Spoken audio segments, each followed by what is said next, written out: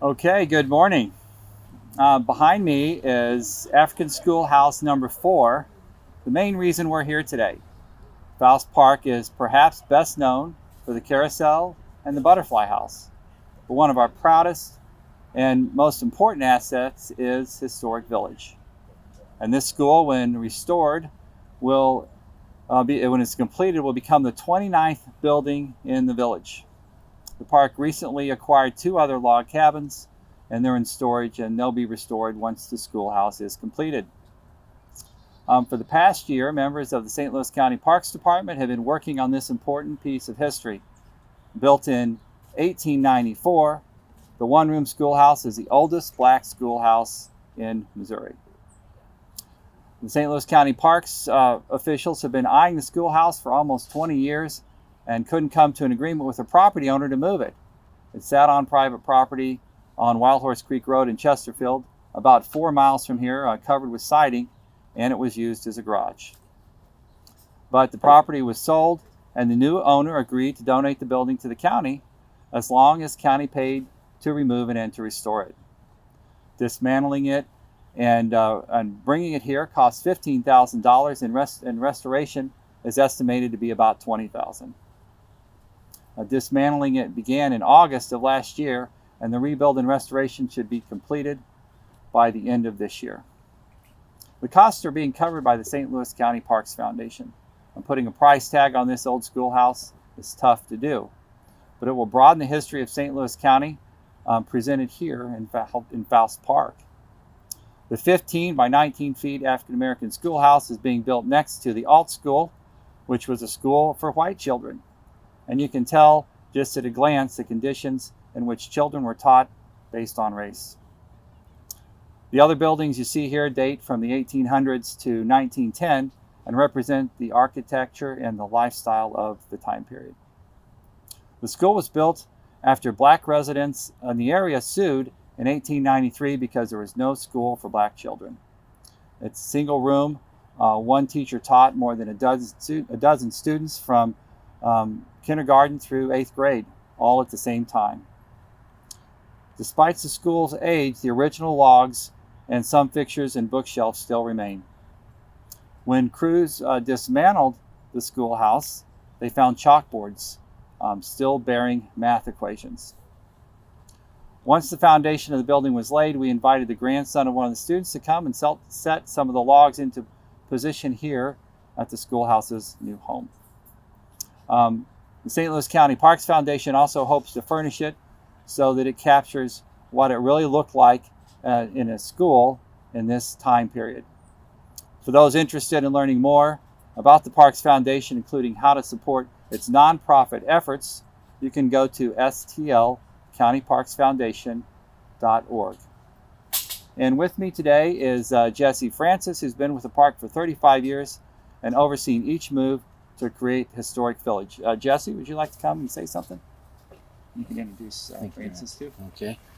I want to thank you all for being here and the support from the county council and the county executive. We've been here moving structures in that were up to be demolished from St. Louis County for the last 36 years, and we're coming along. And this building we hope to get completed by the end of the year or the first of next year. And so we're very pleased to have everybody out here today. And we have a special guest here today, Doris Frazier, who actually taught school at this school. Would like to come up and say something to us.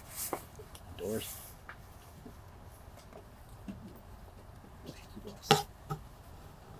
Well, let me tell you, the first thing that I'm very proud of today is that I'm meeting the county executive. I voted for him too, y'all. Thank you. I'm very happy to be here to see the construction of this old school. I had the privilege of subbing at this school many years ago. The teacher was Anna McKinney at that time. When she would not be at the edifice or the school, she called me in to see if I would sub teach. Now, I had just moved to Chesterfield in the 50s, And guess what, y'all? I've been out there. I've been here ever since.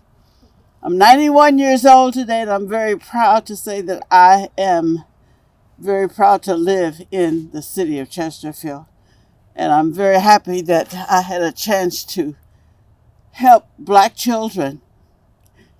It wasn't very many black children coming, but I remember coming down to that school and teaching. I'll never forget it. And I want to thank all of you for wanting to preserve good things. Many times we experience negative things about communities. I've not been pleased at all of the things that has happened in Chesterfield. All of you know the history of where I live. But education is very, very important. I want to tell you something. My mom and dad had 12 children. And my dad stressed education very much in our house in the Richmond Heights area. So I think I took after him more than any of the children because I've been involved in politics and community affairs. So, let me just say one more time that I'm very happy that I had a chance to participate in the growth of black children. I had 6 children of my own. We had a little school up on the hill, as we call it. But you know what, Dr. Parks? I didn't let my kids go there because I didn't like a one-room school. Can you believe that? And I transported my kids to the Richmond Heights area so that they could get a good foundation, I thought. But today, all 6 of my children graduated in the Rockwood district, and they've done very well in life.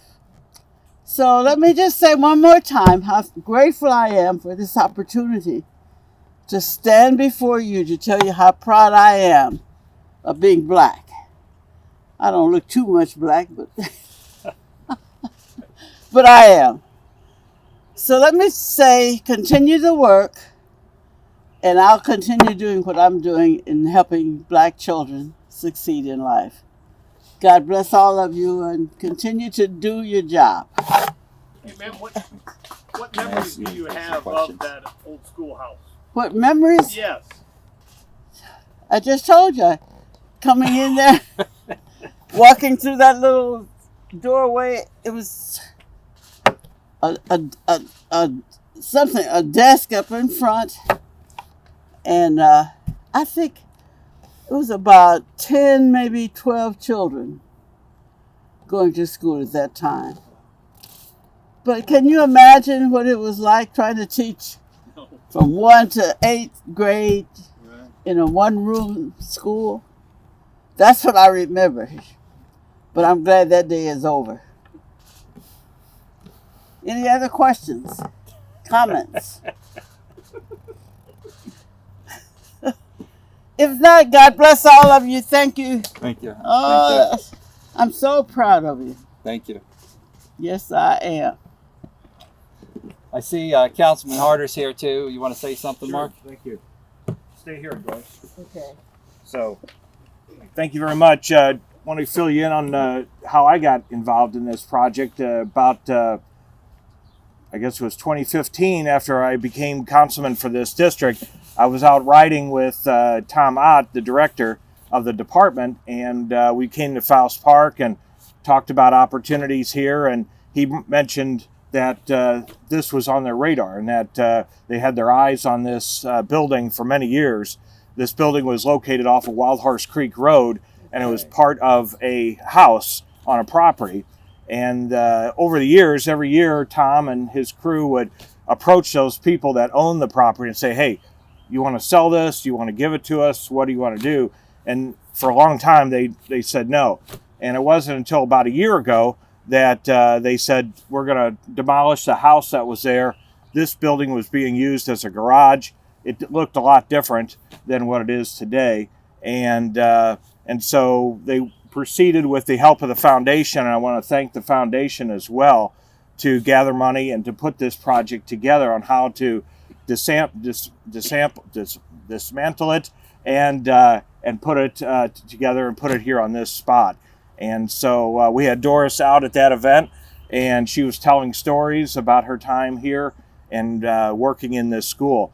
And they were able to take it all down, and now you see coming back up out of the ground. So it's a great event for this to happen, and we're really proud of the work of the Parks Department and all the people that are here and all the volunteers that have spent countless hours taking this building apart and now putting it back together.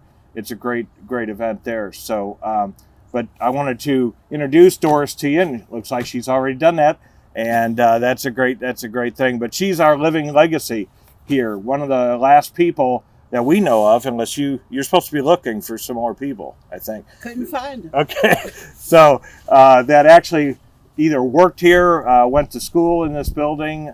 So if anybody in our in the area, St. Louis area, knows anyone that is associated with this building, we need to see them.